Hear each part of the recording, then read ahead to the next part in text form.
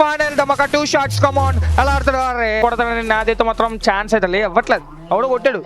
జీటీకే chance అవ్వాలి అర్జున్కి ఏమవుతుందని భయం వేస్తుంది వర్ష. సర్కార్కి ఏం కాదు మృదుల, అక్కడ ఉన్న సైకో గాళ్ళందరికన్నా పెద్ద సైకో.